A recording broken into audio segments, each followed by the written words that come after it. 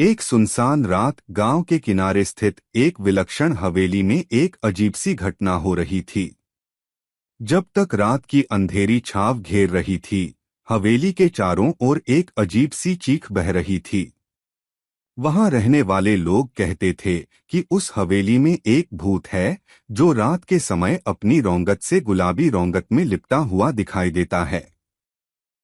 गांव वाले कहते थे कि वहां किसी की आत्मा का वास है जो रात के समय चीखती है और लोगों को डरा रही है। एक रात गांव का एक युवक नामक अर्जुन ने अपने दोस्तों के साथ निर्णय किया कि वह हवेली में जाकर यह सत्यता जानेंगे। वे सभी बराबरी से तैयार होकर हवेली की ओर बढ़े। हवेली के दरवाजे पर पहुंचते ही उन्हें अजीब सी ठंडक महसूस होने लगी।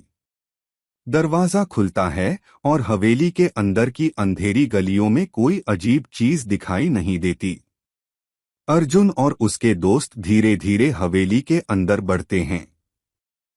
एक अचानक एक अंधेरे कोने से गहरी चीख आती है। सबका दिल धड़क जाता है, लेकिन वे साहस नहीं हारते। चीख फिर से होती है, लेकिन इस बार वे चीख की ओर बढ़ते हैं। एक छोटे कमरे में एक अजीब सी रौंगत में वहां एक कठिनाई से चलते हुए पुरानी किताबें और विचित्र चीजें रखी गई होती हैं। अर्जुन ने धीरे से एक पुरानी किताब खोली और पढ़ने लगा। उसमें लिखा था कि कई सालों पहले एक युवती इस हवेली में रहती थी और उसकी मौत अचानक हो गई थी। उसकी आत्मा अब भी वहां है और वह अपने दुखों को साझा करने के लिए चीख रही है। अर्जुन ने देखा कि एक विचित्र रौंगत में लिपटा हुआ रूप उनके सामने खड़ा है।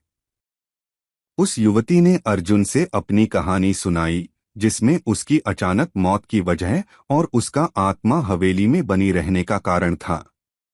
वह चाहती थी कि कोई उसकी कहानी सुने और उसकी आत्मा को शांति मिले।